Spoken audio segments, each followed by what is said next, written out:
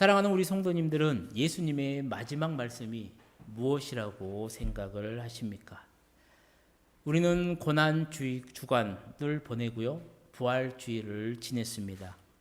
그리고 이 기간이 되면 많은 교회들 또는 성도들 개인적으로 예수님이 십자가에 달리셔서 남기신 그 7마디 말씀, 가상칠언을 한 번쯤은 묵상을 하죠. 아마 우리 성도님들도 많이 묵상을 하셨을 겁니다.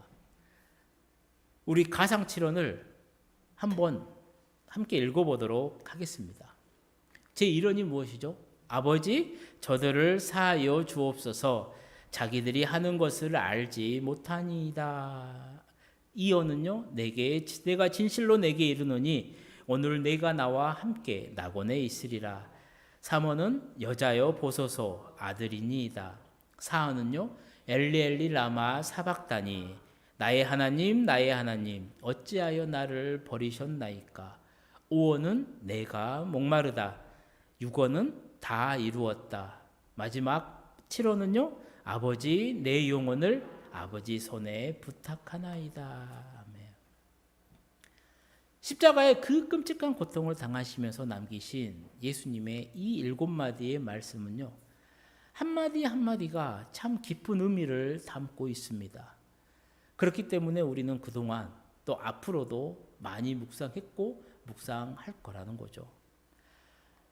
하지만 오해하지 말아야 될 게 있는데 그게 무엇이냐면 이 가상칠언이 예수님이 남기신 마지막 말씀이 아니라는 겁니다. 그게 무슨 말이냐면 예수님은 분명히 십자가 위에서 이 7마디의 말씀을 남기시고 돌아가셨습니다. 그런데 중요한 것은 무엇이냐면 예수님은 죽음에 매여 있지 않는다라는 사실인 거죠. 예수님은 공생의 사역을 하시면서 계속해서 말씀하셨어요. 무슨 말씀을 했냐면 당신이 이 땅에 온 목적이 무엇이냐라는 것이죠. 그 목적을 분명히 말했습니다. 십자가 고난도 말을 했고요. 당신의 죽음도 분명히 말씀을 하셨어요. 그런데 예수님의 말씀이 거기서 끝나는 것이 아니라 그 후에 죽음 이후에 부활이 있다라고 여러 번 말씀하셨다라는 겁니다. 그리고 예수님의 그 말씀대로 예수님은 안식 후 첫날 새벽, 그러니까 지금 우리가 지키고 있는 부활 주일 새벽에 부활하셨다라는 겁니다. 지금 전 세계 기독교인들이 주일을 지키는 이유가 바로 여기 있다라는 거예요. 예수님이 그날 새벽, 주일 새벽에 부활하셨기 때문이라는 겁니다. 그러니까 부활 주일은 물론이고 매 주일 우리가 지키는 이 주일은 우리에게는 부활하신 예수님을 축하하는 날이고요. 부활하신 예수님을 예배하는 날이고요. 세상을 향해서 예수님이 부활하셨다라는 그 사실을 증거하는 날이 되는 것입니다. 그렇게 성경을 보면요, 부활하신 예수님이 제자들을 가요, 제자들에게. 그리고 제자들을 향해서요, 아주 중요한 7마디 말씀을 남기는 것을 우리가 보게 되는 겁니다. 그렇게 우리가 예수님이 남기신 진짜 마지막 말씀은 십자가 그 위에서 하셨던 가상칠언이 아니라 예수님이 부활하신 후에 남기신 7마디의 말씀이 진짜 마지막 말씀이 되더라는 것이죠. 그 말씀이 요한복음에 나와 있습니다. 그리고 그 말씀은 바로 이렇습니다. 이론이 무엇이냐면 너희에게 평강이 있을지어다. 이어는요, 아버지께서 나를 보내신 것 같이 나도 너희를 보내노라. 3어는요, 성령을 받으라. 4어는 믿음 없는 자가 되지 말고 믿는 자가 되라. 5어는요, 나를 본고로 믿느냐 보지 못하고 믿는 자들은 복되도다. 6어는요, 내 양을 먹이라. 7어는요, 나를 따르라. 어떻습니까? 부활하신 예수님께서 40일 동안 이 땅에 머무시면서요, 제자들에게 이 7마디의 말씀을 남기셨죠. 그냥 읽어보아도 참 귀한 말씀이다라는 생각이 듭니다. 그래서 저는 오늘부터 3주 동안 예수님께서 하신 이 마지막 말씀을 상고하려고 합니다. 정말로 바라기는 사랑하는 우리 성도님들에게도 오늘 주신 말씀이 정말로 부활하신 예수님이 나에게 주시는 말씀으로 들려지시기를 축복합니다. 오늘 본문에는 세 가지의 말씀이 나와요. 예수님의 마지막 말씀. 그 가운데 첫 번째는 우리가 방금 읽어보았던 것처럼 본문 19절, 21절, 26절에 나와 있는 너희에게 평강이 있을지어다 라는 말씀이에요. 그리고 이 말씀의 의미를 붙여보면요, 정말로 위대한 유산의 말씀이다라고 할 수 있다라는 거예요. 본문의 사건이 일어난 때는 19절이 말을 합니다. 이날 곧 안식 후 첫날 저녁 때라는 거예요. 쉽게 말하면 예수님이 부활하신 그날 저녁이라는 거예요. 예수님이 부활하셨다라는 소문은요, 그 부활절, 그 부활한 날 새벽부터 들렸습니다. 막달라 마리아가요, 부활하신 예수님을 믿고 제자들에게 알려주었죠. 베드로와 요한이요, 부활 소식을 듣고요, 예수님의 무덤을 가서 확인을 합니다. 오후에는요, 엠마오로 가는 글로바와 또 한 명의 제자가 예수님과 동행을 해요. 그리고 저녁 식사 자리에서 이분이 예수님인가 보다는 예수님이라는 것을 깨닫습니다. 그리고 시간이 되어서 이제 저녁 시간 밤이 됩니다. 제자들이 다 모여 있어요. 어디에 모여 있냐면 평소 모였었던 마가의 다락방에 다 모입니다. 그런데 한 가지 특징이 있어요. 그게 무엇이냐면 제자들이 마가의 다락방에 모였는데 그들이 무엇을 했냐면 문이란 문은 다 잠가놨다라는 거예요. 그리고 그들이 왜 문을 잠가놨느냐? 이유는 딱 하나죠. 무서웠습니다. 두려웠어요. 자신들은 목격을 했거든요. 예수님이 십자가에 죽은 것을. 그리고 예수님을 죽인 사람이 바로 사내들인 공회원이라는 걸 알아요. 예수님이 죽었어요. 그 다음 차례는 누구예요? 자기들이라는 거예요. 그걸 짐작한 겁니다. 그래서 모이기는 모여요. 근데 무서워요. 그래서 문이란 문을 다 잠그고 숨을 죽이고 있었다는 것이죠. 그런데 두려워 떨고 있는 그곳에 부활하신 예수님이 들어오셨다는 것이죠. 성경은 문을 열어줬단 말을 안 해요.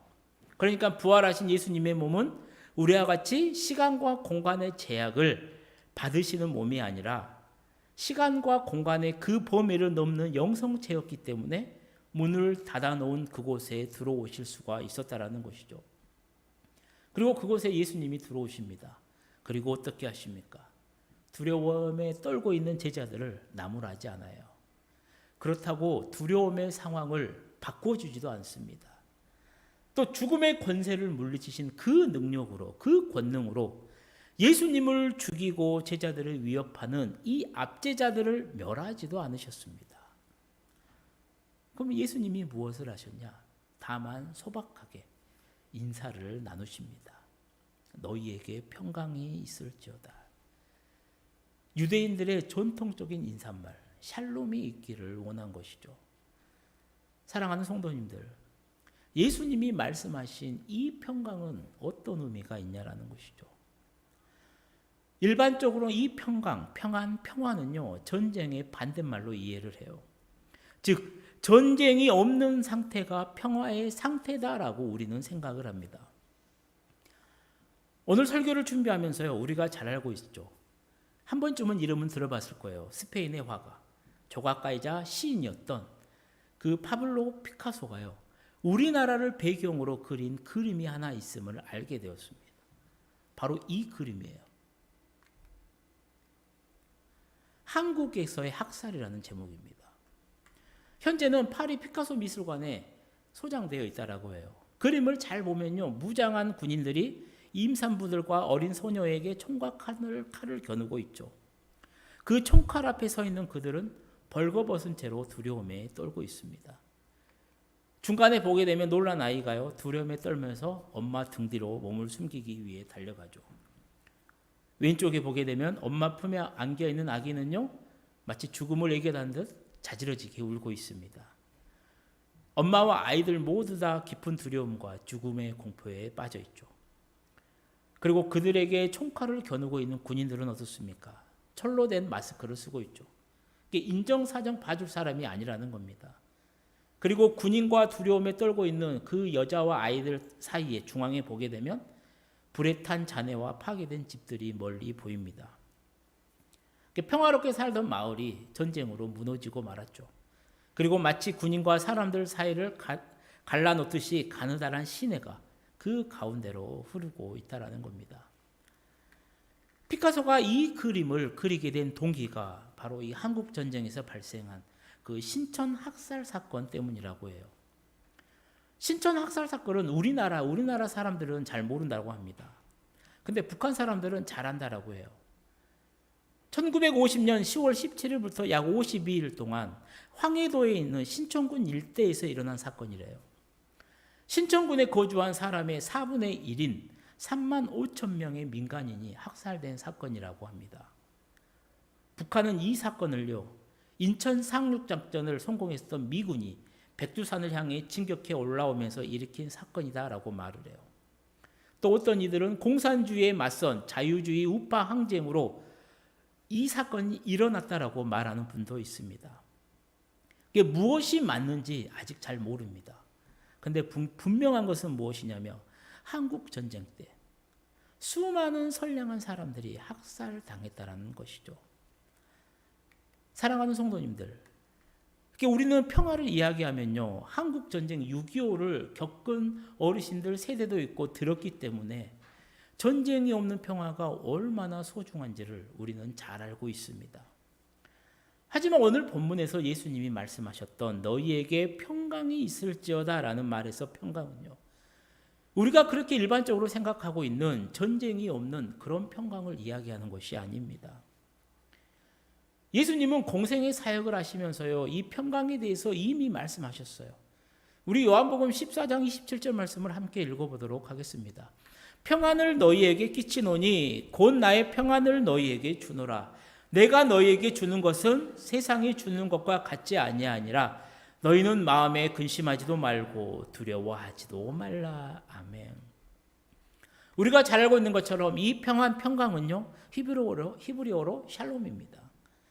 그리고 예수님이 이 땅에 오신 진정한 목적도 바로 그 샬롬의 세상을 만드는 것이었어요. 그러니까 진정한 평화를 이루시는 것. 이것은 구약의 수많은 선지자들이 선포했었던 메시지입니다. 이 메시지의 역할이었어요. 메시아의 하나님과 사람과 그 피조물이 하나님께서 본래 만드셨던 그 창조의 질서를 따라서 서로가 서로를 사랑하는 세상, 서로의 생명을 풍성하게 하는 상태를 우리는 샬롬이라고 부른다는 것이죠. 그리고 이 샬롬의 상태에서 우리가 누리는 것이 바로 안식이라는 겁니다. 하나님이 원하는 세상은요, 샬롬의 세상이에요. 평안의 세상이에요. 그런데 그 세상 가운데 죄가 들어와요. 사망이 들어옵니다. 그래서 샬롬이 깨져요. 지금 보십시오. 세상이 샬롬합니까? 평안합니까? 아니요. 그 대신에 서로를 미워합니다. 어떻게 하면 저 사람을 깎아내릴까? 나는 괜찮아. 나 지금 괜찮아? 근데 너는 안 돼야 돼. 미워합니다. 그러기 위해서 폭력도 행하고요. 거짓도 행하고요. 착취하기도 하고요. 더 나아가 전쟁을 벌이기도 합니다. 하나님과 원수관계가 되었습니다. 이웃과 원수관계가 되었고요. 자연과의 관계도요. 원수관계가 되었습니다. 다 무너졌어요. 예수님의 진정한 구원은 무엇이냐면 바로 이렇게 깨져버린 상태를 원래대로 회복하는 것이었죠. 바로 그것이 천국 하나님의 나라라는 겁니다. 그런데 예수님의 평안은 단지 전쟁이 없는 상태만을 이야기하는 것이 아니에요. 우리나라 같이 휴전이나 또 종전 같은 정도가 아닙니다. 강자의 힘 앞에서 어쩔 수 없이 굴욕적으로 복종할 수밖에 없었던 팍스 로마나 같은 것이 아니라는 겁니다. 로마는 로마의 평화라고 말을 해요. 주변 나라 사람들을 다 무력으로 제압을 합니다. 그리고 이제 평화를 만들었다, 이루었다라고 이야기를 해요. 그게 어떻게 진정한 평화가 되겠냐라고요. 로마 입장에서는 자기들한테는 평화가 되겠죠. 왜? 우리가 다 먹었으니까. 근데 그 평화를 당하는 입장은요, 정복당한 민족과 나라들은 얼마나 끔찍한 고통이겠냐라고요. 그게 진정한 평화란 평안을 누릴 수 없는 상황에서 누리는 거예요. 우리가 근심하고 두려워할 수밖에 없는 상황입니다. 어쩔 수가 없는 상황이에요. 무서워요, 떨려요. 내일 어떻게 해야 될까 참 염려되고 걱정합니다. 그런데 그 가운데 있는 나에게 성령님이 평안을 주니까 내가 평안할 수가 있다라는 것이죠. 아무 일도 없고 가만히 조용히 있는 게 예수님이 말씀하시는 평안이 아니라 정말로 흔들릴 수밖에 없고 정말로 괴로울 수밖에 없는 상황인데도 그 상황 가운데서 누리는 평안이 바로 예수님께서 말씀하시는 평안이라는 겁니다. 이거는 세상이 줄 수 있는 게 아니에요. 세상에 그 누군가가 줄 수 있는 게 아니에요. 그 평안은 오직 성령님만이 우리에게 줄 수가 있다라는 겁니다. 물론 세상이 주는 평안도 있습니다. 그렇게 예수님도 분명히 말씀하셨어요. 내가 너희에게 주는 것은 세상이 주는 것과 같지 않다라고 말이죠. 하지만 분명한 것은 세상이 주는 평안은 한계가 있다라는 거예요. 그리고 그것은 결코 죽음을 이기는 평안이 아니라는 겁니다. 그저 죽음의 현실 앞에서 눈을 감게 해주는 정도밖에 되지 않는다라는 것이죠. 딱 이 정도예요. 꽁을 보면 잘 알아요. 꽁이 맹수나 사냥꾼에게 쫓깁니다. 막 도망가요. 그러다 막다른 골목에 처하게 되면 이 꽁이 어떻게 합니까? 대가리를 그냥 나무나 숯불 사이에 탁 쳐박습니다. 그리고 생각을 한대요. 나를 쫓아오는 맹수나 사냥꾼이 자기 눈에 안 보이니까 이제 됐다, 평안하다라고 생각한다라는 거예요. 바로 이것이 세상이 우리에게 주는 평안이라는 겁니다. 지금 내 눈에 보이지 않으니까, 지금 내가 딱 보니까 괜찮으니까 나는 괜찮아. 아니 오히려 내 뒤에는 더 엄청난 위험이 다가오고 있는데 그걸 못 보고 나만 본다라는 겁니다. 그게 세상이 우리에게 주는 평안이래요. 그래서 예수님께서 말씀하시는 겁니다. 내가 너에게 주는 평안은 세상의 평안, 세상이 주는 평안과 같지 않다라고 말이죠. 사랑하는 성도님들, 생명을 주는 것이 진짜로 평안이지 생명을 주지 못하는 것은 가짜 평안이라는 겁니다. 교회사에 보면요, 순교하신 분들이 참 많습니다. 한국에도 일제강점기라든가 6.25 한국전쟁 때 그런 일들이 있었죠. 예수 믿으면 죽은다라는 거예요. 예수 믿으면 고문당한다라는 겁니다.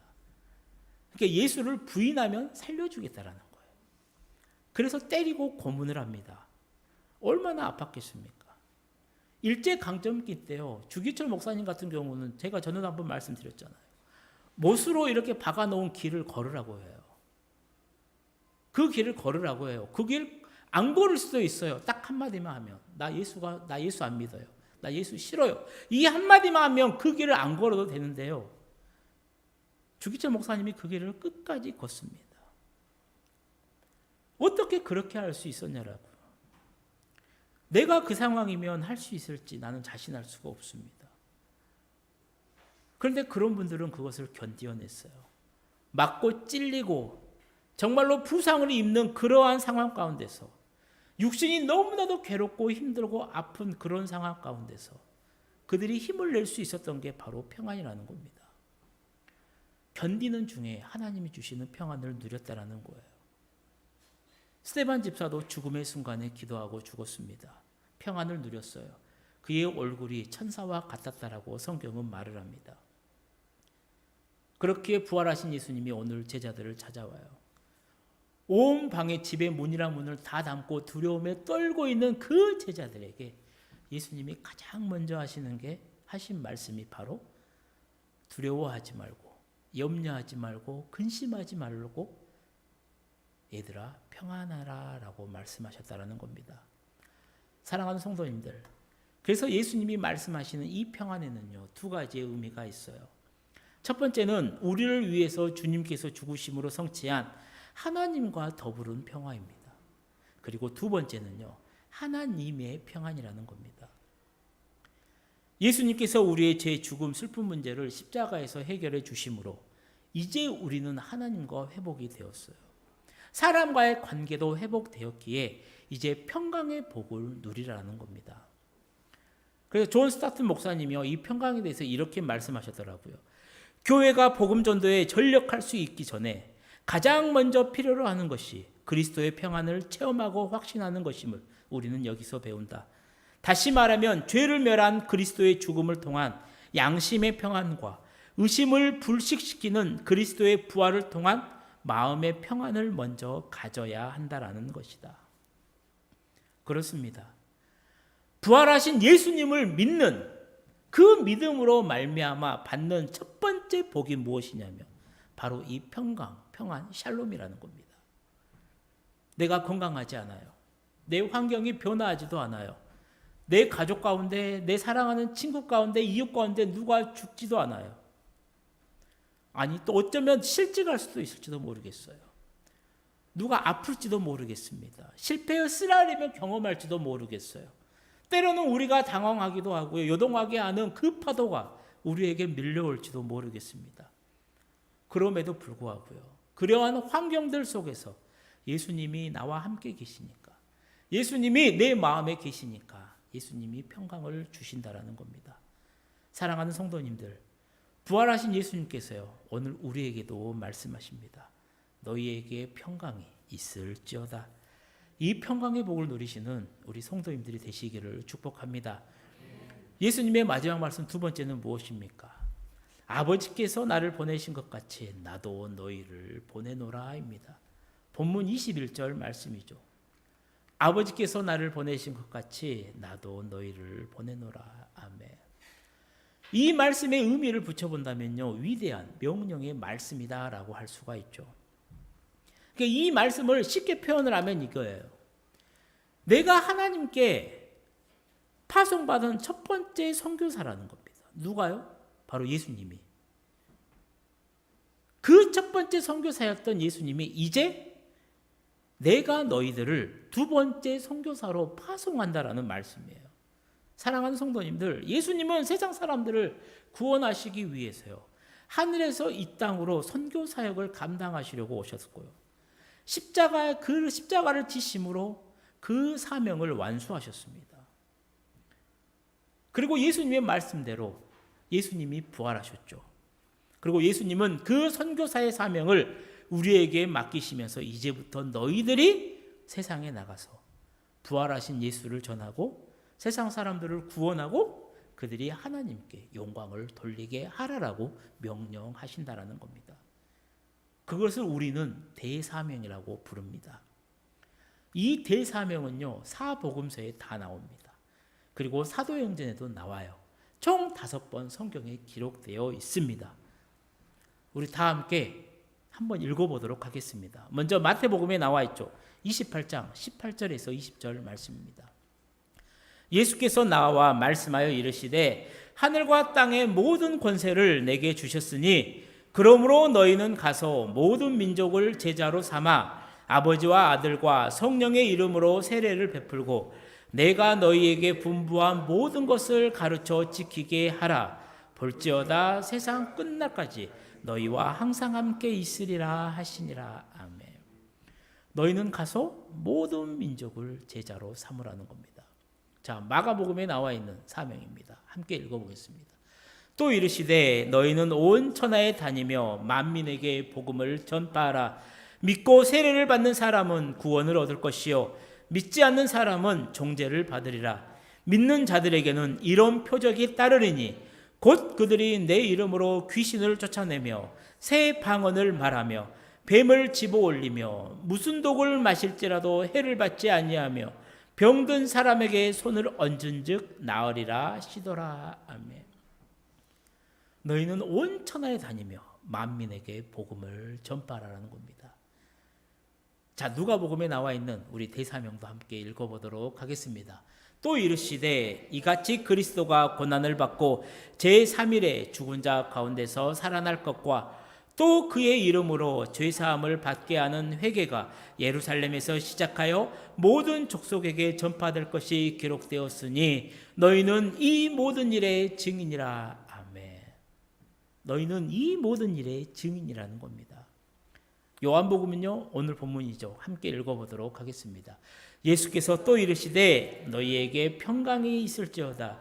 아버지께서 나를 보내신 것 같이 나도 너희를 보내노라. 아멘. 아버지께서 나를 보내신 것 같이 이제는 나도 너희를 보내겠다라는 겁니다. 마지막 사도행전 우리 1장 8절 잘 알고 있죠? 함께 읽어보도록 하겠습니다. 오직 성령이 너희에게 임하시면 너희가 권능을 받고 예루살렘과 온 유대와 사마리아와 땅끝까지 이르러 내 증인이 되리라 하시니라. 아멘.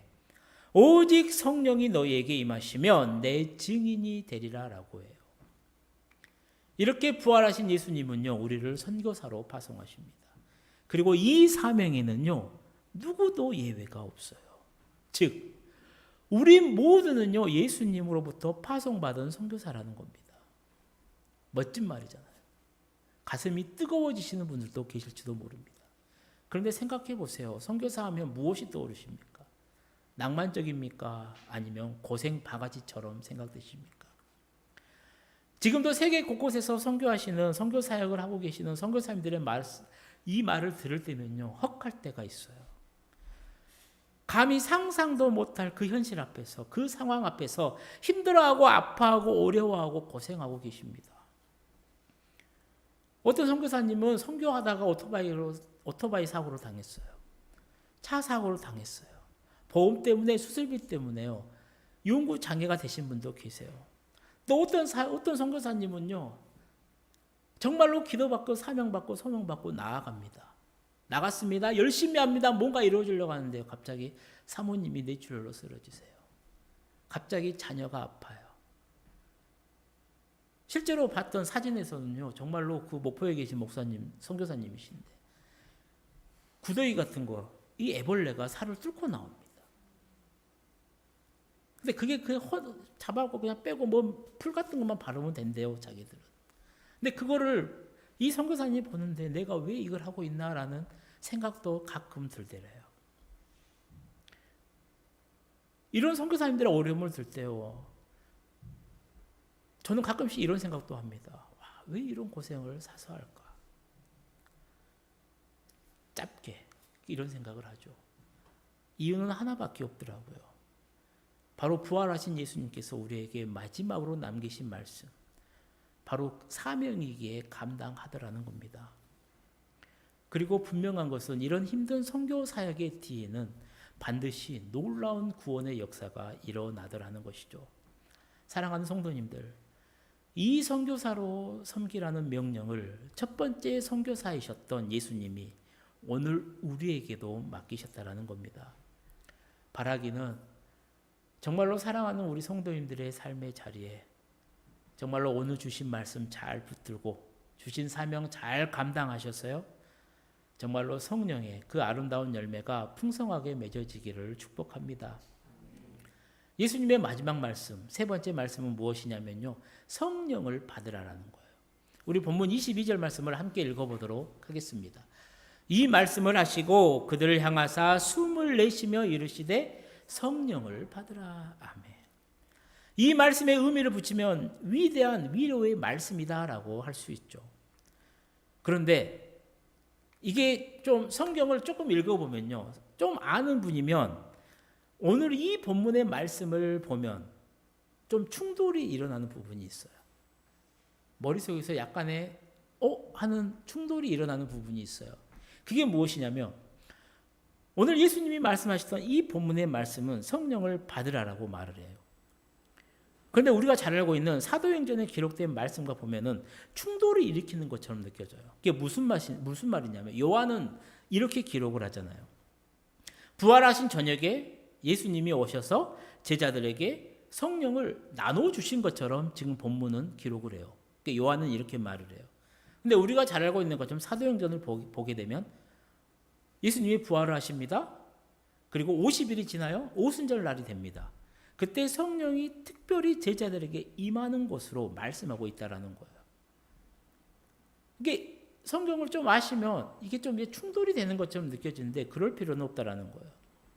그러니까 우리가 오해하지 말아야 될 것이 무엇이냐면 우리는 그동안 성령이라고 하는 게 성령님이 오순절 성령 강림 사건이 일어나기 전까지는 제자들이 성령과는 완전히 상관없이 살다가 오순절 날이 되어서야 성령님의 지배를 받았다라고 생각을 하는데 그게 아니라는 겁니다.